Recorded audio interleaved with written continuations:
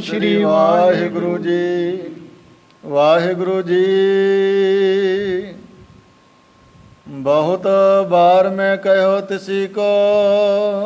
औरंगजेब बादशाह अपने नौकरां नूं कहन लग्या कि देखो गुरु जी ने उस स्थान ते एडी शक्ति एडी करामात दिखाई, पर मैं अपने बल्लों गुरु जी दे पास बार बार कहंदा रहा कि मैनू कोई ना कोई करामात कोई ना कोई शक्ति जरूर दिखावो।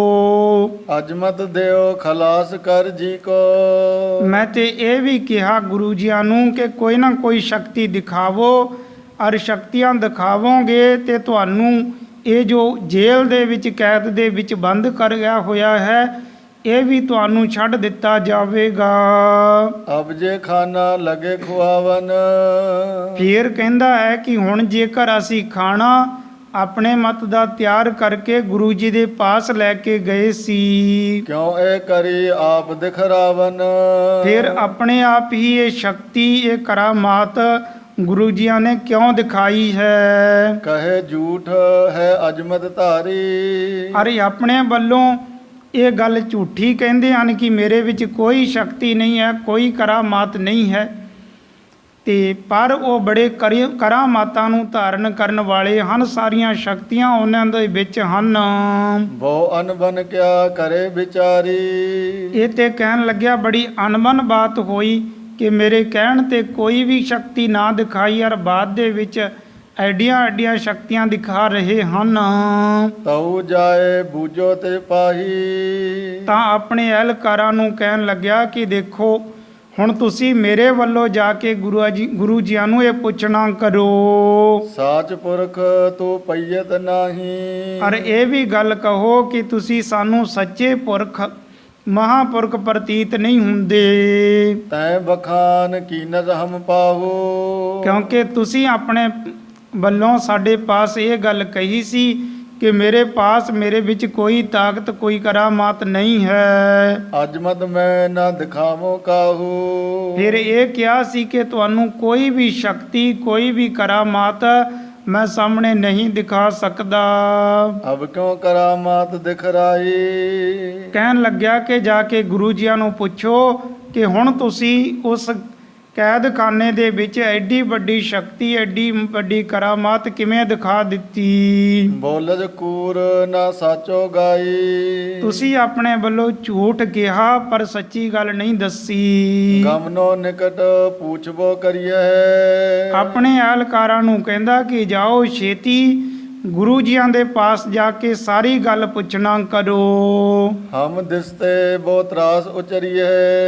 फिर साडे वल्लों इस गल दा त्रास देना इस गल दा डर देना कि बादशाह तुहानू बार बार कह रहा सी तुसी कोई शक्ति नहीं दिखाई, हुण अपनी मर्जी दे नाल तुसी बड़ी वड्डी करामात दिखा दिती है। कहत हो तो अजमत ने मेरे। सानू ते कहंदे सी कि मेरे विच कोई भी ताकत कोई भी शक्ति नहीं है। एका की नस बहुतन हेरे।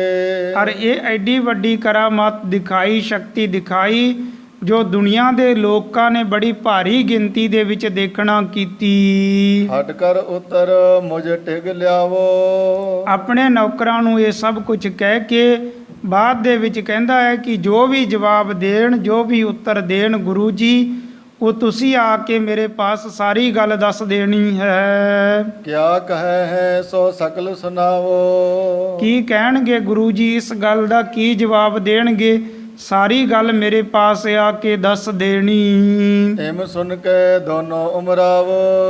जद दो एहलकारां ने इस तरह दियां गल्लां औरंगजेब दे पासों सुनना कीतियां। गमने पुन कैदन की थाव। उसे टाइम इस स्थान तो उसे जेल दे विच पहुंच जाते हैं। बैठे बूजन सतगुर करे। जिथे सतगुरु महाराज जी सन उस स्थान ते जाके गुरु जी दे पासों सारी गल बात पुछदे हन। सात तिहारे शाह उचरे। कहन लगे कि गुरु जी देखो बादशाह ने आप जी दे पासों ये गल पुछना कीती है। मैं जब करामात को कहो। वो बादशाह कहंदा है कि देखो जदों मैं कहा ਕਿ ਕੋਈ ਨਾ ਕੋਈ ਕਰਾਮਾਤ, ਕੋਈ ਨਾ ਕੋਈ ਸ਼ਕਤੀ ਮੈਨੂੰ ਵੀ ਦਿਖਾ ਦੇਵੋ। ਹੇਤ ਬਿਲੋਕਨ ਚਿਤ ਮੈਂ ਚਹਿਓ। ਹਰ ਬਾਦਸ਼ਾਹ ਨੇ ਆਪਣੇ ਚਿੱਤ ਦੇ ਵਿੱਚ ਤੁਹਾਡੇ ਪਾਸੋਂ ਕੋਈ ਨਾ ਕੋਈ ਸ਼ਕਤੀ ਕਰਾਮਾਤ ਦੇਖਣੀ ਚਾਹੀ, ਕਿਉਂਕਿ ਇਹ ਬਾਦਸ਼ਾਹ ਵਾਰ-ਵਾਰ ਇਹੀ ਕੁਝ ਦੇਖਣਾ ਚਾਹੁੰਦਾ ਸੀ। ਪਹਿਲੇ ਸਤਿਗੁਰੂ ਧੰਨ ਗੁਰੂ ਹਰਿ ਰਾਏ ਸਾਹਿਬ ਜੀ ਮਹਾਰਾਜ ਜੀਆਂ ਨੂੰ ਆਪਣੇ ਪਾਸ ਬੁਲਾਉਣਾ ਕੀਤਾ, ਪਰ ਸਤਿਗੁਰੂ ਮਹਾਰਾਜ ਜੀਆਂ ਨੇ ਜਵਾਬ ਦੇ ਦਿੱਤਾ। ਬਾਬਾ ਰਾਮ ਰਾਏ ਜੀਆਂ ਨੂੰ ਭੇਜਿਆ ਤੇ ਇਹ ਵੀ ਕਿਹਾ ਕਿ ਉਹ ਬਾਦਸ਼ਾਹ ਉਸ ਦੇ ਮਨ ਦੇ ਵਿੱਚ ਕੋਈ ਗੁਰੂ ਘਰ ਦੇ ਪ੍ਰਤੀ ਸ਼ਰਧਾ ਵਿਸ਼ਵਾਸ ਨਹੀਂ ਹੈ। ਉਹ ਤੇ ਕੇਵਲ ਕਰਾਮਾਤਾਂ ਸ਼ਕਤੀਆਂ ਦੇਖਣੀਆਂ ਚਾਹੁੰਦਾ ਹੈ। ਕੇਵਲ ਤੇ ਕੇਵਲ ਕਰਾਮਾਤਾਂ ਨੂੰ, ਸ਼ਕਤੀਆਂ ਨੂੰ ਵੱਡੀ ਚੀਜ਼ ਸਮਝਦਾ ਹੈ। ਤਾਂ ਜੋ ਬਾਬਾ ਰਾਮ ਰਾਏ ਜੀਆਂ ਨੇ ਆ ਕੇ ਦਿਖਾਈਆਂ, ਤੇ ਇੱਥੇ ਵੀ ਹੁਣ ਉਸ ਦੇ ਮਨ ਦੇ ਵਿੱਚ ਇਹੀ ਇੱਛਾ ਸੀ ਕਿ ਧੰਨ ਗੁਰੂ ਤੇਗ ਬਹਾਦਰ ਸਾਹਿਬ ਜੀ ਮਹਾਰਾਜ ਮੇਰੇ ਪਾਸ ਪਹੁੰਚੇ ਹਨ ਤੇ ਬਾਬਾ ਰਾਮ ਰਾਏ ਜੀਆਂ ਦੀ ਤਰ੍ਹਾਂ ਬਾਰ-ਬਾਰ ਮੈਨੂੰ ਇੱਥੇ ਖੇਲ ਤਮਾਸ਼ੇ, ਸ਼ਕਤੀਆਂ ਕਰਾਮਾਤਾਂ ਕਰ ਕਰਕੇ ਦਿਖਾਈ ਜਾਣ। ਨਟਤ ਪਇਓ ਤਬ ਮੋਇ ਅਗਾਰੀ। ਉਹ ਅਹਿਲਕਾਰ ਕਹਿਣ ਲੱਗੇ ਕਿ ਬਾਦਸ਼ਾਹ ਕਹਿੰਦਾ ਹੈ ਕਿ ਮੇਰੇ ਕਹਿਣ ਤੇ ਕੋਈ ਸ਼ਕਤੀ ਦਿਖਾਈ ਨਹੀਂ, ਬਾਰ-ਬਾਰ ਸ਼ਕਤੀ ਦਿਖਾਉਣ ਤੋਂ ਟਾਲ ਮਟੋਲਾ ਹੀ ਕੀਤਾ ਹੈ। ਨੇ ਅਜਮਤ ਮੋਹ ਮੈਂ ਲੰਘ ਪਾਰੀ। ਤੇ ਇਹ ਵੀ ਤੁਸੀਂ ਸਤਿਗੁਰੂ ਕਿਹਾ ਸੀ ਕਿ ਮੇਰੇ ਵਿੱਚ ਨਾ ਕੋਈ ਛੋਟੀ ਨਾ ਕੋਈ ਵੱਡੀ, ਕੋਈ ਵੀ ਸ਼ਕਤੀ, ਕੋਈ ਵੀ ਕਰਾਮਾਤ ਨਹੀਂ ਹੈ। ਕਿਉ ਨਾ ਸ਼ਾਹ ਕੋ ਤਬ ਦਿਖਰਾਈ। ਤੇ ਬਾਦਸ਼ਾਹ ਨੂੰ ਉਸ ਟਾਈਮ ਤੁਸੀਂ ਕਿਉਂ ਨਹੀਂ ਸ਼ਕਤੀ ਦਿਖਾਈ? ਔਰ ਇਹਨਾਂ ਸ਼ਕਤੀਆਂ ਦੀ ਬਾਬਤ ਵਿਚਾਰ ਕਰੀਏ ਤਾਂ ਧੰਨ ਗੁਰੂ ਨਾਨਕ ਦੇਵ ਜੀ ਮਹਾਰਾਜ ਜੀਆਂ ਦੇ ਪਾਸ ਵੀ ਸਿੱਧਾਂ ਨੇ ਬੜੀਆਂ ਸ਼ਕਤੀਆਂ ਦਿਖਾਈਆਂ, ਬੜੀਆਂ ਕਰਾਮਾਤਾਂ ਦਿਖਾਈਆਂ। ਔਰ ਕਦੇ ਕਿਸੇ ਅਸਥਾਨ ਤੇ, ਕਦੇ ਕਿਸੇ ਅਸਥਾਨ ਤੇ, ਅਚਲ ਬਟਾਲੇ ਉਸ ਅਸਥਾਨ ਤੇ ਵੀ ਧੰਨ ਗੁਰੂ ਨਾਨਕ ਦੇਵ ਜੀ ਮਹਾਰਾਜ ਜੀਆਂ ਦੇ ਪਾਸ ਇਹਨਾਂ ਨੇ ਬੜੀਆਂ ਸ਼ਕਤੀਆਂ ਦਿਖਾਈਆਂ। ਕੋਈ ਸਿੱਧਾ ਸ਼ੇਰ ਦਾ ਰੂਪ ਧਾਰਨ ਕਰ ਲੈਂਦਾ, ਕੋਈ ਬਘਿਆੜ ਬਣ ਜਾਂਦਾ ਹੈ, ਕੋਈ ਵੱਡੇ ਵੱਡੇ ਨਾਗ ਸੱਪ ਬਣ ਕੇ ਫੁਕਾਰੇ ਮਾਰਦਾ ਫਿਰਦਾ ਹੈ, ਕੋਈ ਬੈਰਾਗਣ ਆਦਿ 'ਤੇ ਅਸਵਾਰ ਹੋ ਕੇ ਅਸਮਾਨ ਦੇ ਵਿੱਚ ਉੱਡਿਆ ਫਿਰਦਾ ਹੈ। ਤੇ ਜਿਸ ਅਚਲ ਬਟਾਲੇ ਦੇ ਸ਼ਿਵਰਾਤਰੀ ਦੇ ਮੇਲੇ 'ਤੇ ਬੜੀ ਭਾਰੀ ਗਿਣਤੀ ਦੇ ਵਿੱਚ ਦੁਨੀਆ ਦੇ ਲੋਕਾਂ ਦਾ ਇਕੱਠ ਸੀ, ਕਿਉਂਕਿ ਸਾਲ ਤੋਂ ਬਾਅਦ ਅਚਲ ਬਟਾਲੇ ਦਾ ਮੇਲਾ ਲੱਗਦਾ ਤਾਂ ਇਸ ਸਥਾਨ 'ਤੇ ਸਿੱਧ ਆਦਿ ਪਹਾੜਾਂ ਤੋਂ ਉਤਰਦੇ ਤੇ ਇੱਥੇ ਬੜੀਆਂ ਕਰਾਮਾਤਾਂ ਸ਼ਕਤੀਆਂ ਦਿਖਾਉਂਦੇ, ਦੁਨੀਆ ਦੇ ਲੋਕਾਂ ਨੂੰ ਗੁੰਮਰਾਹ ਕਰਦੇ। ਧੰਨ ਗੁਰੂ ਨਾਨਕ ਦੇਵ ਜੀ ਮਹਾਰਾਜ ਸ਼ਿਵਰਾਤਰੀ ਦੇ ਮੇਲੇ 'ਤੇ ਪਹੁੰਚੇ ਤਾਂ ਜਿੰਨੀ ਵੀ ਲੋਕਾਈ ਸੀ, ਜਿੰਨੇ ਲੋਕ ਇਕੱਠੇ ਹੋਏ ਸਨ ਨਾ, ਸਾਰੇ ਸਤਿਗੁਰਾਂ ਦਾ ਦਰਸ਼ਨ ਕਰਨ ਦੇ ਵਾਸਤੇ ਧੰਨ ਗੁਰੂ ਨਾਨਕ ਦੇਵ ਜੀ ਵੱਲ ਹੋ ਤੁਰੇ ਸੀ। ਤਾਂ ਸਿੱਧਾਂ ਨੇ ਮਨ ਦੇ ਵਿੱਚ ਬੜਾ ਕ੍ਰੋਧ ਕੀਤਾ ਤੇ ਆ ਕੇ ਆਪਣੀਆਂ ਕਰਾਮਾਤਾਂ ਸ਼ਕਤੀਆਂ ਦਿਖਾਉਣੀਆਂ ਸ਼ੁਰੂ ਕੀਤੀਆਂ। 2 ਘੜੀਆਂ ਸ਼ਕਤੀਆਂ ਦਿਖਾ ਕੇ ਸ਼ੇਰਾਂ ਬਘਿਆੜਾਂ ਦੇ ਰੂਪ ਧਾਰ ਕੇ ਇੱਧਰ ਉੱਧਰ ਫਿਰਦੇ ਰਹੇ। ਆਖਰਕਾਰ ਸਤਿਗੁਰਾਂ ਦੇ ਪਾਸ ਆ ਕੇ ਬੇਨਤੀ ਕੀਤੀ, ਕਹਿਣ ਲੱਗੇ ਜੀ ਸਾਡੀ ਸ਼ਕਤੀ, ਸਾਡੀ ਕਰਾਮਾਤ ਦੇਖ ਕੇ ਤੁਹਾਡੇ ਮਨ ਦੇ ਵਿੱਚ ਇਹ ਨਹੀਂ ਆਇਆ ਕਿ ਮੈਂ ਵੀ ਕੋਈ ਆਪਣੇ ਵੱਲੋਂ ਸ਼ਕਤੀ ਦਿਖਾਵਾਂ? ਤਾਂ ਧੰਨ ਗੁਰੂ ਨਾਨਕ ਦੇਵ ਜੀ ਮਹਾਰਾਜ ਕਹਿੰਦੇ, ਬਾਬਾ ਬੋਲੇ ਨਾਥ ਜੀ ਸ਼ਬਦ ਸੁਣੋ ਸੱਚ ਮੁਖੋ ਅਲਾਈ, ਬਾਝੋ ਸੱਚੇ ਨਾਮ ਦੇ ਹੋਰ ਕਰਾਮਾਤ ਅਸਾਥੇ ਨਾਹੀ। ਧੰਨ ਗੁਰੂ ਨਾਨਕ ਦੇਵ ਜੀ ਮਹਾਰਾਜ ਜੀਆਂ ਨੇ ਸਿੱਧਾਂ ਨੂੰ ਕਿਹਾ ਕਿ ਕੇਵਲ ਵਾਹਿਗੁਰੂ ਦੇ ਨਾਮ ਤੋਂ ਬਿਨਾਂ ਹੋਰ ਸਾਡੇ ਪਾਸ ਹੋਰ ਕੋਈ ਸ਼ਕਤੀ ਕਰਾਮਾਤ ਨਹੀਂ ਹੈ। ਜਦ ਬਾਰ-ਬਾਰ ਇਹ ਫਿਰ ਵੀ ਕਹਿਣ ਤੋਂ ਨਹੀਂ ਹਟੇ, ਕਹਿਣ ਲੱਗੇ ਕਿ ਨਹੀਂ, ਨਾਨਕ ਝੂਠ ਬੋਲ ਰਿਹਾ ਹੈ, ਇਸਨੇ ਦੁਨੀਆ ਦੇ ਵਿੱਚ ਬੜੀਆਂ ਕਰਾਮਾਤਾਂ ਸ਼ਕਤੀਆਂ ਦਿਖਾਈਆਂ। ਤਾਂ ਬਾਰ-ਬਾਰ ਕਹਿਣ 'ਤੇ ਸਤਿਗੁਰੂ ਮਹਾਰਾਜ ਜੀਆਂ ਨੇ ਕੀ ਕੀਤਾ, ਇਹਨਾਂ ਨੂੰ ਕਹਿਣ ਲੱਗੇ ਕਿ ਦੇਖੋ ਤੁਸੀਂ ਸ਼ਕਤੀ ਦੇਖਣੀ ਚਾਹੁੰਦੇ ਹੋ? ਕਹਿੰਦੇ ਜੀ ਹਾਂ, ਅਸੀਂ ਸ਼ਕਤੀ ਜ਼ਰੂਰ ਦੇਖਣੀ ਚਾਹੁੰਦੇ ਹਾਂ। ਤਾਂ ਧੰਨ ਗੁਰੂ ਨਾਨਕ ਦੇਵ ਜੀ ਮਹਾਰਾਜ ਜੀਆਂ ਨੇ ਆਪਣੀ ਇੱਕੋ ਨਜ਼ਰ ਪਾਈ ਤੇ ਸਾਰਿਆਂ ਦੀ ਸ਼ਕਤੀ ਆਪਣੇ ਵੱਲ ਖਿੱਚ ਲਈ ਹੈ। ਸਾਰਿਆਂ ਦੀ ਸ਼ਕਤੀ ਖਿੱਚ ਲਈ, ਸਾਰੇ ਖਾਲੀ ਦੇ ਖਾਲੀ ਬੈਠੇ ਰਹਿ ਗਏ। ਜਦ ਇਹਨਾਂ ਨੂੰ ਪਤਾ ਚੱਲਿਆ ਕਿ ਸਾਡੇ ਵਿੱਚ ਜੋ ਤਾਕਤ ਸੀ, ਬਰਕਤ ਸੀ, ਕਰਾਮਾਤ ਸੀ, ਉਹ ਤੇ ਖਤਮ ਹੋ ਗਈ, ਇਹ ਬੜੇ ਹੈਰਾਨ ਹੋਏ, ਨਿੰਮੋ ਝੂੜੇ ਹੋ ਕੇ ਸਤਿਗੁਰਾਂ ਦੇ ਚਰਨੀ ਲੱਗੇ। ਤਾਂ ਫਿਰ ਸਤਿਗੁਰਾਂ ਦੇ ਪਾਸ ਬੇਨਤੀਆਂ ਕਰਨ ਤੋਂ ਬਾਅਦ ਸਤਿਗੁਰਾਂ ਇਹਨਾਂ ਨੂੰ ਤਾਕਤ, ਇਹਨਾਂ ਦੀ ਕਰਾਮਾਤ ਸ਼ਕਤੀ ਉਹ ਫਿਰ ਵਾਪਸ ਦੇ ਦਿੱਤੀ ਗਈ ਸੀ। ਤੇ ਹੁਣ ਬਾਦਸ਼ਾਹ ਔਰੰਗਜ਼ੇਬ ਇਹ ਵੀ ਕਰਾਮਾਤ ਨੂੰ ਹੀ ਵੱਡੀ ਚੀਜ਼ ਸਮਝਦਾ ਹੈ। ਵਾਰ-ਵਾਰ ਹੁਣ ਇਹ ਕਹਿੰਦਾ ਸੀ ਕਿ ਗੁਰੂ ਜੀ ਮੈਨੂੰ ਕੋਈ ਸ਼ਕਤੀ ਦਿਖਾਵੋ। ਇਹਦੇ ਅਹਿਲਕਾਰ ਕਹਿਣ ਲੱਗੇ ਕਿ ਬਾਦਸ਼ਾਹ ਕਹਿੰਦਾ ਹੈ ਕਿ ਮੇਰੇ ਕਹਿਣ 'ਤੇ ਤੁਸੀਂ ਕੋਈ ਸ਼ਕਤੀ ਨਹੀਂ ਦਿਖਾਈ, ਪਰ ਇਸ ਸਥਾਨ 'ਤੇ ਤੁਹਾਡੇ ਪਾਸ ਭੋਜਨ ਹਾਜ਼ਰ ਕੀਤਾ ਗਿਆ, ਤੁਸੀਂ ਵੱਡੀ ਕਰਾਮਾਤ ਦਿਖਾ ਦਿੱਤੀ ਹੈ। ਜਿਸ ਤੇ ਪਾਵਤ ਅਦਕ ਵਡਾਈ। ਔਰ ਜੇਕਰ ਤੁਸੀਂ ਬਾਦਸ਼ਾਹ ਦੇ ਪਾਸ ਸ਼ਕਤੀ ਦਿਖਾਉਂਦੇ ਤੁਹਾਨੂੰ ਬੜੀ ਵਡਿਆਈ ਪ੍ਰਾਪਤ ਹੋਣੀ ਸੀ। ਪੁਨ ਕਾਰਾਗ੍ਰਹਿ ਮੇ ਰੁਕ ਕਰਕੇ।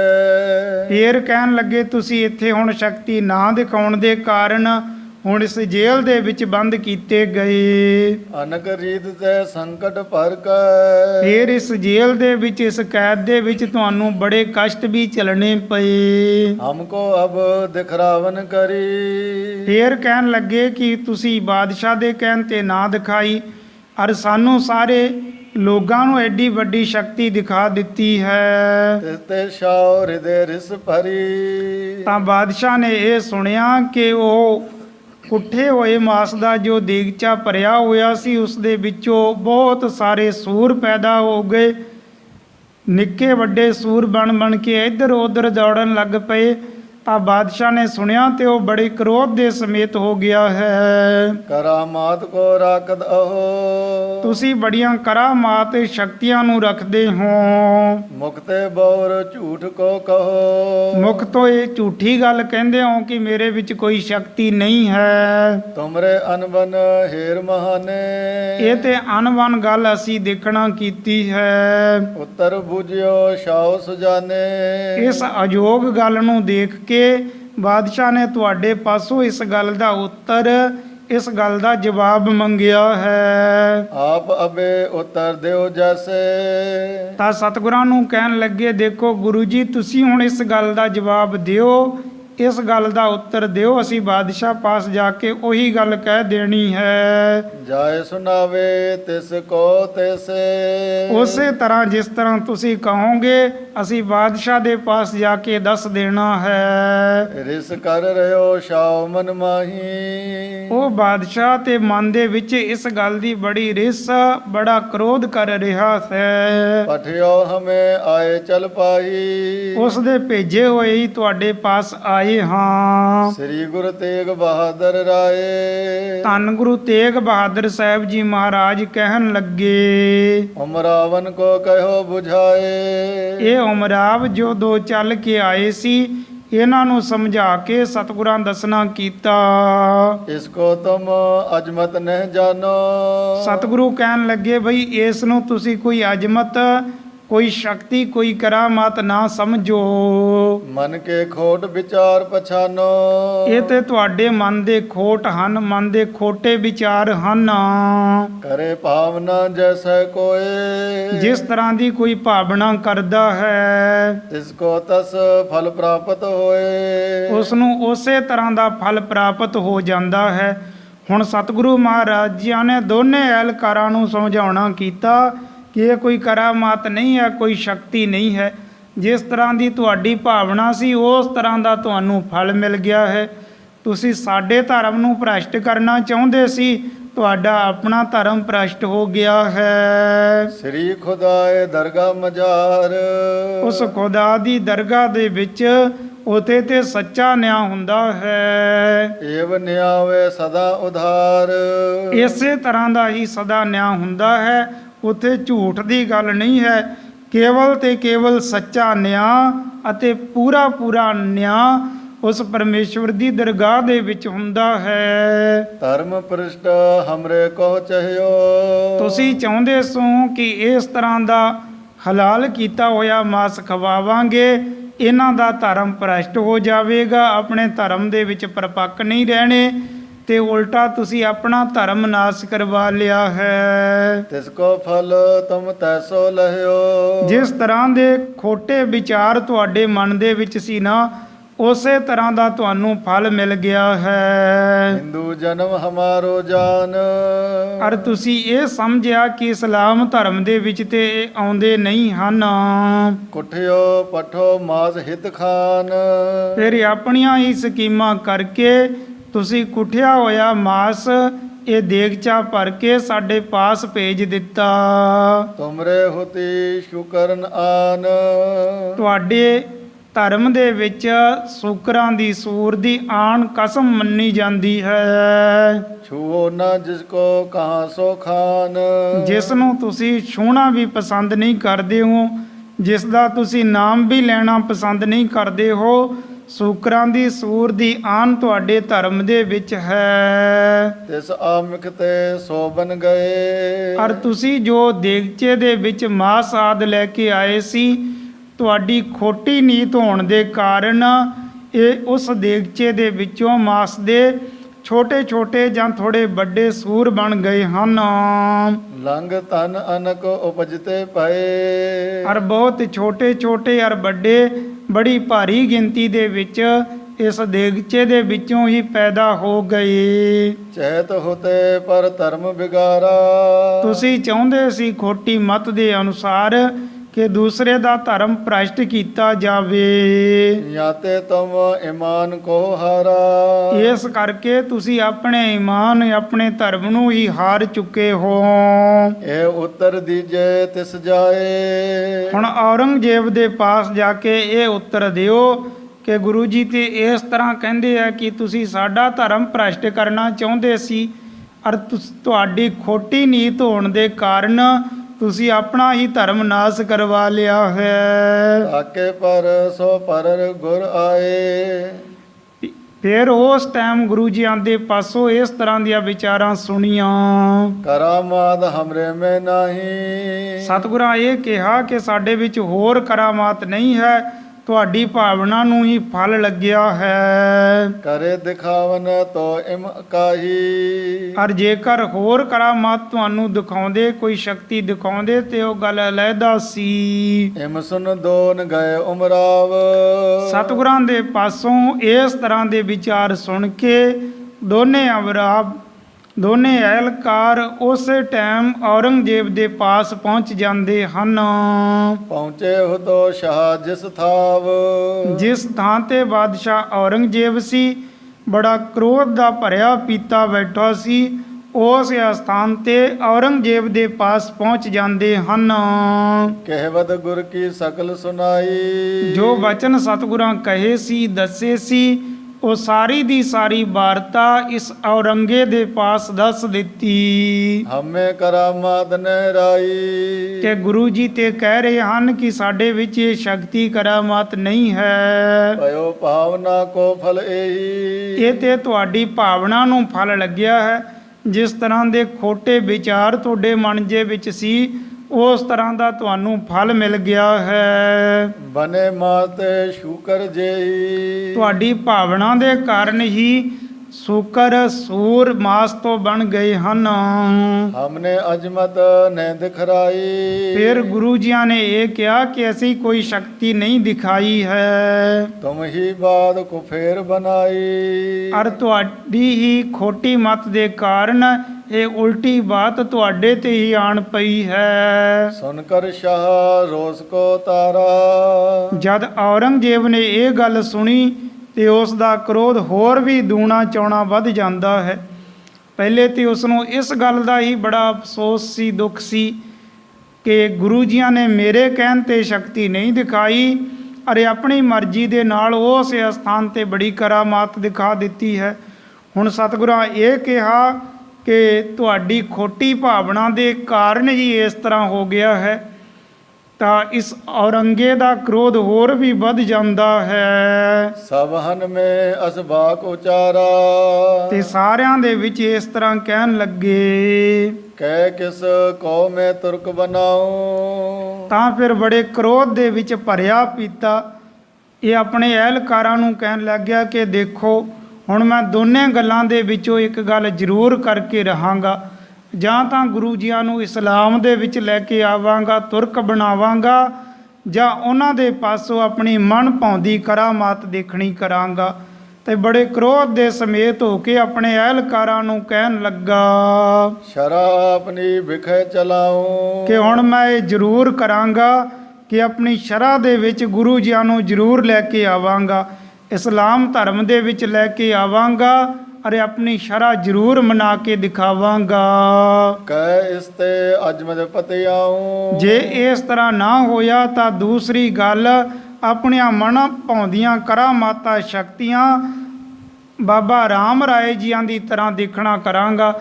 ਜਿਸ ਤਰ੍ਹਾਂ ਮੇਰੇ ਕਹਿਣ ਤੇ ਉਹ ਜੋ ਵੀ ਮੈਂ ਕਹਿੰਦਾ ਉਹੀ ਸ਼ਕਤੀ ਕਰਾਮਾਤ ਦਿਖਾਉਂਦੇ, ਜਾਂ ਗੁਰੂ ਜੀ ਦੇ ਪਾਸੋਂ ਇਸੇ ਤਰ੍ਹਾਂ ਦੀਆਂ ਕਰਾਮਾਤਾਂ ਸ਼ਕਤੀਆਂ ਦੇਖਾਂਗਾ। ਜਿਮ ਮੁਖ ਤੇ ਮੈਂ ਕਹਿਉ ਕਰਾਉ। ਔਰ ਜਿਸ ਤਰ੍ਹਾਂ ਆਪਣੇ ਮੂੰਹ ਤੋਂ ਮੈਂ ਕਵਾਂਗਾ ਉਸੇ ਤਰ੍ਹਾਂ ਦੀ ਸ਼ਕਤੀ ਦੇਖਾਂਗਾ। ਇਹ ਦੋਨੇ ਗੱਲਾਂ ਦੇ ਵਿੱਚੋਂ ਇੱਕ ਗੱਲ ਜ਼ਰੂਰ ਕਰਵਾਵਾਂਗਾ। ਦਵੇ ਮੈਂ ਏਕ ਕਰੇ ਮਨ ਹੈ। ਜੇਕਰ ਦੋਨਾਂ ਦੇ ਵਿੱਚੋਂ ਇੱਕ ਵੀ ਕਰਨੀ ਮੰਨ ਜਾਣਗੇ। ਅਜਮਤ ਕੇਰ ਛਪਾਵਨ ਠਾਨੇ। ਅਜਮਤ ਨੂੰ ਕਰਾਮਾਤ ਨੂੰ ਸ਼ਕਤੀ ਨੂੰ ਫਿਰ ਵੀ ਛਪਾ ਕੇ ਰੱਖਣਗੇ, ਫਿਰ ਵੀ ਮੇਰੇ ਕਹਿਣ ਤੇ ਸ਼ਕਤੀ ਨਹੀਂ ਦਿਖਾਉਣਗੇ। ਸਿਰਰ ਆਪਣੇ ਕਹੋ ਨਿਰਵਾਹ। ਆਪਣੇ ਹੱਠ ਦੇ ਉੱਪਰ ਹੀ ਤੁਲੇ ਰਹਿਣਗੇ ਕਿ ਇਸ ਦੇ ਪਾਸ ਔਰੰਗਜ਼ੇਬ ਦੇ ਪਾਸ ਸ਼ਕਤੀ ਨਹੀਂ ਦਿਖਾਉਣੀ। ਇਸ ਹੱਠ ਨੂੰ ਧਾਰਨ ਕਰਕੇ ਜੇਕਰ ਮੈਨੂੰ ਕੋਈ ਵੀ ਸ਼ਕਤੀ ਨਹੀਂ ਦਿਖਾਉਣਗੇ ਤੋ ਆਪਣੋ ਨੇ ਜੀਵਨ ਚਾਹੇ। ਜੇਕਰ ਦੋਨੇ ਗੱਲਾਂ ਮੇਰੀਆਂ ਨਾ ਮੰਨੀਆਂ ਕਿ ਸ਼ਕਤੀ ਕੋਈ ਵੀ ਸਾਹਮਣੇ ਮੇਰੇ ਕਹਿਣ ਤੇ ਨਾ ਦਿਖਾਈ ਔਰ ਇਸਲਾਮ ਧਰਮ ਨੂੰ ਵੀ ਨਾ ਕਬੂਲ ਕੀਤਾ, ਤਾਂ ਤੀਸਰੀ ਗੱਲ ਫਿਰ ਉਹਨਾਂ ਦੇ ਜੀਵਨ ਨੂੰ ਮੈਂ ਖਤਮ ਕਰਾਂਗਾ, ਜਾਣੀ ਉਹਨਾਂ ਨੂੰ ਇਸ ਦੁਨੀਆ ਦੇ ਵਿੱਚੋਂ ਖਤਮ ਕਰ ਦੇਵਾਂਗਾ। ਮੈਂ ਦਇਮੋ ਇਸ ਕੋ ਮਰਵਾਏ। ਤੇ ਕਹਿਣ ਲੱਗਿਆ ਕਿ ਜਿਸ ਤਰ੍ਹਾਂ ਹੋਰ ਵੱਡੇ ਵੱਡੇ ਸਾਧੂ ਫਕੀਰ ਉਹਨਾਂ ਨੂੰ ਮੈਂ ਕਤਲ ਕਰਵਾ ਦਿੱਤਾ ਹੈ ਨਾ, ਤਾਂ ਫਿਰ ਇਹਨਾਂ ਨੂੰ ਵੀ ਉਸੇ ਤਰ੍ਹਾਂ ਦੀ ਸਜ਼ਾ ਮੇਰੇ ਵੱਲੋਂ ਦਿੱਤੀ ਜਾਵੇਗੀ। ਨਿਜ ਲਾਇ ਕੀ ਪਾਰ ਸਜਾਏ। ਨਿਜ ਲਾਇ ਕੀ ਪਾਏ ਸਜਾਏ। ਔਰ ਆਪਣੇ ਕੀਤੇ ਹੋਏ ਦੀ ਜਿਸ ਤਰ੍ਹਾਂ ਦੀ ਸਜ਼ਾ ਦੇ ਲਾਇਕ ਹੋਣਗੇ ਉਸੇ ਤਰ੍ਹਾਂ ਦੀ ਸਜ਼ਾ ਫਿਰ ਗੁਰੂ ਜੀ ਪਾ ਲੈਣਗੇ। ਤੋ ਜਗ ਮੈਂ ਜਾਣੇ ਡਰ ਮੇਰੋ। ਤਾਂ ਫਿਰ ਜਦ ਇਸ ਤਰ੍ਹਾਂ ਹੋਵੇਗਾ ਕਿ ਮੇਰੇ ਕਹਿਣ ਦੇ ਅਨੁਸਾਰ ਜਾਂ ਕਰ ਗੁਰੂ ਜੀ ਇਸਲਾਮ ਦੇ ਵਿੱਚ ਆ ਜਾਣਗੇ, ਜਾਂ ਕਰ ਗੁਰੂ ਜੀ ਮੇਰੇ ਕਹਿਣ ਦੇ ਮੁਤਾਬਕ ਸ਼ਕਤੀਆਂ ਦਿਖਾਉਣ ਲੱਗ ਜਾਣਗੇ, ਜਾਂ ਕਰ ਤੀਸਰੀ ਗੱਲ ਦੋਨੇ ਗੱਲਾਂ ਨਾ ਮੰਨਣ ਤੇ ਮੈਂ ਗੁਰੂ ਜੀਆਂ ਨੂੰ ਉਸੇ ਤਰ੍ਹਾਂ ਦੀ ਸਜ਼ਾ ਦੇਵਾਂਗਾ ਜਿਸ ਤਰ੍ਹਾਂ ਵੱਡੇ ਵੱਡੇ ਫਕੀਰ ਪਹਿਲਾਂ ਕਤਲ ਕਰਵਾ ਦਿੱਤੇ ਹਨ।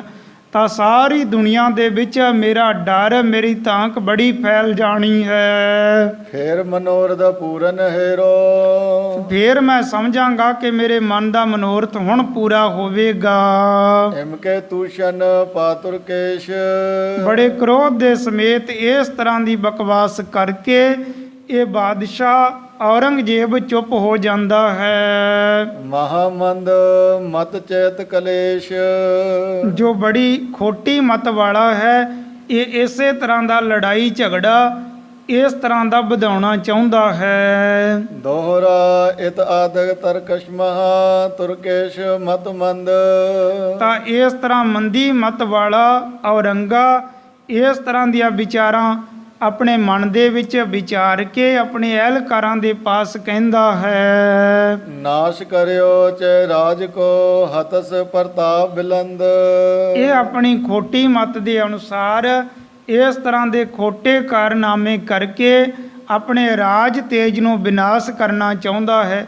ਆਪਣਾ ਰਾਜ ਤੇਜ ਜੋ ਬੜਾ ਫੈਲਿਆ ਹੋਇਆ ਹੈ, ਸਾਰੇ ਦੇ ਸਾਰੇ ਨੂੰ ਨਾਸ ਖਤਮ ਕਰਨ ਤੇ ਲੱਗਿਆ ਹੈ। ਚੌਪਈ ਇਸ ਪ੍ਰਕਾਰ ਗੁਰ ਕੈਦ ਮਝਾਰਾ। ਇਸ ਤਰ੍ਹਾਂ ਧੰਨ ਗੁਰੂ ਤੇਗ ਬਹਾਦਰ ਸਾਹਿਬ ਜੀ ਮਹਾਰਾਜ ਦਿੱਲੀ ਦੇ ਉਸ ਕੈਦਖਾਨੇ ਦੇ ਵਿੱਚ ਹਨ। ਕਰੇ ਬਿਲਾ ਅਨੇਕ ਪ੍ਰਕਾਰਾ। ਪਰ ਸਤਿਗੁਰੂ ਮਹਾਰਾਜ ਤੇ ਉਸ ਕੈਦਖਾਨੇ ਦੇ ਵਿੱਚ ਵੀ ਬੜੇ ਆਨੰਦ ਦੇ ਵਿੱਚ ਹਨ, ਅਰੇ ਆਪਣੇ ਬੜੇ ਬਿਲਾਸ ਬੜੇ ਸੁਖ ਭੋਗਦੇ ਹਨ। ਹੋਵੇ ਦਿਨ ਪਰਤ ਬਹੁਤ ਕਰਾਈ। ਦਿਨ ਪ੍ਰਤੀ ਦਿਨ ਇਹ ਬਾਦਸ਼ਾਹ ਬੜੀ ਤਕੜਾਈ ਸਤਿਗੁਰਾਂ ਦੇ ਪਾਸ ਭਾਵੇਂ ਕਰ ਰਿਹਾ ਹੈ। ਸਾਯੁਧ ਖਰੋ ਰਹਿ ਦਰ ਥਾਈ। ਤਾਂ ਸ਼ਾਸਤਰਾਂ ਨੂੰ ਧਾਰਨ ਕਰਕੇ ਬੜੇ ਇਸ ਦੇ ਸਿਪਾਹੀ ਸਤਿਗੁਰਾਂ ਦੇ ਸਾਹਮਣੇ ਹਰ ਟਾਈਮ ਨਿਗਾਹ ਦੇ ਵਿੱਚ ਖੜੇ ਰਹਿੰਦੇ ਹਨ। ਰਾਤ ਦਿਵਸ ਮੈਂ ਏਕ ਸਮਾਨਾ। ਰਾਤ ਦਿਨ ਇਹ ਬਾਦਸ਼ਾਹ ਦੇ ਸਿਪਾਹੀ ਗੁਰੂ ਜੀਆਂ ਦੇ ਸਾਹਮਣੇ ਸ਼ਸਤਰ ਵਸਤਰ ਧਾਰ ਕੇ ਖੜੇ ਰਹਿੰਦੇ ਹਨ। ਜੇਕਰ ਇੱਕ ਬਦਲਦਾ ਹੈ ਦੂਸਰਾ ਖੜ ਜਾਂਦਾ ਹੈ। ਇਸ ਤਰ੍ਹਾਂ ਗੁਰੂ ਜੀਆਂ ਨੂੰ ਆਪਣੀ ਨਿਗਾਹ ਦੇ ਹੇਠ ਹੀ ਰੱਖਦੇ ਹਨ। ਡਿੱਡ ਹੋਏ ਰਾਖੇ ਦੇਖੇ ਥਾਨਾ। ਬੜੇ ਦ੍ਰਿੜ ਹੋ ਕੇ ਬੜੇ ਤਕੜੇ ਹੋ ਕੇ ਆਪਣੇ ਪਹਿਰੇ ਦੇ ਉੱਪਰ ਖੜੇ ਰਹਿੰਦੇ ਹਨ। ਹਰ ਟਾਈਮ ਗੁਰੂ ਜੀਆਂ ਦੇ ਉੱਪਰ ਆਪਣੀ ਨਜ਼ਰ ਬਣਾ ਕੇ ਰੱਖਦੇ ਹਨ। ਜਾਮ ਜਾਮਨੀ ਜਬਹੂ ਰਹੇ। ਫੇਰ ਜਦ ਅੱਧੀ ਕੁ ਰਾਤ ਦਾ ਸਮਾਂ ਬਤੀਤ ਹੋ ਜਾਂਦਾ ਹੈ, ਅੰਮ੍ਰਿਤ ਵੇਲੇ ਦਾ ਸਮਾਂ ਹੋ ਜਾਂਦਾ ਹੈ, ਤਬ ਸਤਿਗੁਰ ਮੱਜਨ ਕੋ ਚਾਹੈ। ਅੰਮ੍ਰਿਤ ਵੇਲੇ ਦਾ ਸਮਾਂ ਹੋਇਆ ਜਾਣ ਕੇ ਸਤਿਗੁਰੂ ਮਹਾਰਾਜ ਇਸ਼ਨਾਨ ਕਰਨਾ ਚਾਹੁੰਦੇ ਹਨ। ਉਠ ਪਰ ਅੰਕ ਪਰਤੇ ਤਤਕਾਲ। ਅੰਮ੍ਰਿਤ ਵੇਲੇ ਹੀ ਸਾਵਧਾਨ ਹੋ ਕੇ ਸਤਿਗੁਰੂ ਆਪਣੇ ਪਲੰਘੇ ਦੇ ਉੱਪਰੋਂ ਉੱਠ ਜਾਂਦੇ ਹਨ। ਤਜ ਬੰਧਨ ਸਭ ਤਾਂ ਕਿਰਪਾਲ। ਤੇ ਗੁਰੂ ਮਹਾਰਾਜ ਜੀਆਂ ਦੇ ਬੰਧਨ ਜੋ ਇਹਨਾਂ ਨੇ ਪਾਏ ਹੋਏ ਸੀ ਇਹ ਸਾਰੇ ਆਪਣੇ ਆਪ ਖੁੱਲ ਜਾਂਦੇ ਹਨ। ਤਾਰੋ ਖੁੱਲ ਕਪਾਟ ਛਟ ਜਾਏ। ਅੰਮ੍ਰਿਤ ਵੇਲੇ ਦਾ ਸਮਾਂ ਹੋ ਜਾਂਦਾ ਹੈ, ਸਤਿਗੁਰੂ ਆਪਣੇ ਪਲੰਘੇ ਤੋਂ ਉੱਠ ਜਾਂਦੇ ਹਨ ਤੇ ਜੇਲ੍ਹ ਦੇ ਵਿੱਚ ਜਿੰਨੇ ਵੀ ਅੱਗੇ ਤੋਂ ਅੱਗੇ ਇਹਨਾਂ ਨੇ ਜਿੰਦਰੇ ਲਗਾਏ ਹੋਏ ਸੀ ਨਾ ਸਾਰੇ ਆਪਣੇ ਆਪ ਖੁੱਲ ਜਾਂਦੇ ਹਨ, ਆਪਣੇ ਆਪ ਦਰਵਾਜ਼ੇ ਖੁੱਲ ਜਾਂਦੇ ਹਨ। ਤਬ ਕਾਰਾਗਰੇ ਤੇ ਨਿਕਸਾਏ। ਅੰਮ੍ਰਿਤ ਵੇਲਾ ਹੁੰਦਾ ਹੈ, ਆਪਣੇ ਆਪ ਕਪਾਟ ਖੁੱਲ ਜਾਂਦੇ ਹਨ, ਜਿੰਦਰੇ ਖੁੱਲ ਜਾਂਦੇ ਹਨ ਤੇ ਸਤਿਗੁਰੂ ਮਹਾਰਾਜ ਇਸ ਜੇਲ੍ਹ ਦੇ ਵਿੱਚੋਂ ਬਾਹਰ ਆਉਂਦੇ ਹਨ। ਥਿਰਿਓ ਰਹੇ ਤੇ ਪਿਖੇ ਸਿਪਾਹੀ। ਉਹ ਸਿਪਾਹੀ ਜਿੱਥੇ ਜਿੱਥੇ ਉਹ ਨਿਗਾਹ ਤੇ ਖੜੇ ਸੀ, ਪਹਿਰੇ ਤੇ ਖੜੇ ਸੀ, ਉਹ ਉੱਥੇ ਉੱਥੇ ਖੜੇ ਦੇ ਖੜੇ ਹੀ ਰਹਿ ਜਾਂਦੇ ਹਨ। ਜਿਸ ਕੀ ਦ੍ਰਿਸ਼ਟ ਪਰੇ ਕੁਛ ਨਹੀਂ। ਪਰ ਉਹਨਾਂ ਦੀ ਨਿਗਾਹ ਦੇ ਵਿੱਚ ਕੁਝ ਵੀ ਨਹੀਂ ਆਉਂਦਾ, ਨਾ ਉਹਨਾਂ ਦੀ ਸਮਝ ਦੇ ਵਿੱਚ ਆਉਂਦਾ ਹੈ। ਆਪਣੇ ਆਪ ਤਾਲੇ ਖੁੱਲ ਜਾਣੇ, ਕਪਾਟ ਖੁੱਲ ਜਾਣੇ ਤੇ ਸਤਿਗੁਰੂ ਮਹਾਰਾਜ ਬੜੇ ਆਰਾਮ ਦੇ ਨਾਲ ਇਸ ਕੈਦਖਾਨੇ ਤੋਂ ਬਾਹਰ ਆਉਂਦੇ ਹਨ। ਮੰਦ ਮੰਦ ਜਮਨਾ ਦਿਸ ਜਾਤੇ। ਇਸ਼ਨਾਨ ਕਰਨ ਦੇ ਵਾਸਤੇ ਸਤਿਗੁਰੂ ਜਮਨਾ ਨਦੀ ਦੇ ਵੱਲ ਹੌਲੀ ਹੌਲੀ ਸਹਿਜੇ ਸਹਿਜੇ ਚਲੇ ਜਾਂਦੇ ਹਨ। ਤਟ ਪਰ ਖਰੇ ਹੋਏ ਪੁੰਨ ਨਾਤੇ। ਜਮਨਾ ਦੇ ਕਿਨਾਰੇ ਤਟ ਦੇ ਉੱਪਰ ਖੜਦੇ ਹਨ, ਉਸ ਨਿਰਮਲ ਜਲ ਦੇ ਵਿੱਚ ਇਸ਼ਨਾਨ ਕਰਦੇ ਹਨ। ਮੰਦ ਮੰਦ ਨਿਸਪੇ ਚਲ ਆਵੇਂ। ਇਸ਼ਨਾਨ ਪਾਣ ਕਰਕੇ ਬੜੇ ਆਰਾਮ ਦੇ ਨਾਲ ਸਹਿਜੇ ਸਹਿਜੇ ਫੇਰ ਸਤਿਗੁਰੂ ਵਾਪਸ ਆ ਜਾਂਦੇ ਹਨ। ਤਿਸੀ ਰੀਤ ਬੰਧਨ ਪਰ ਜਾਵੇਂ। ਉਸੇ ਤਰ੍ਹਾਂ ਬੰਧਨ ਪਹਿਲਾਂ ਦੇ ਸਮਾਨ ਫਿਰ ਪੈ ਜਾਂਦੇ ਹਨ। ਫਿਰ ਪਰ ਅੰਕ ਪਰ ਤੈਸੋ ਹੋਏ। ਉਸੇ ਤਰ੍ਹਾਂ ਪਹਿਲਾਂ ਦੀ ਸਮਾਨ ਸਾਰੇ ਜਿੰਦਰੇ ਲੱਗ ਜਾਂਦੇ ਹਨ, ਦਰਵਾਜ਼ੇ ਬੰਦ ਹੁੰਦੇ ਹਨ, ਸਤਿਗੁਰੂ ਫਿਰ ਬੈਠਦੇ ਹਨ। ਜਥਾ ਪ੍ਰਥਮ ਹੀ ਕੀਨੇ ਸੋਏ। ਜਿਸ ਤਰ੍ਹਾਂ ਪਹਿਲਾਂ ਦੇ ਹੀ ਬੈਠੇ ਹੋਣ ਉਸੇ ਤਰ੍ਹਾਂ ਸਤਿਗੁਰੂ ਬੈਠਦੇ ਹਨ।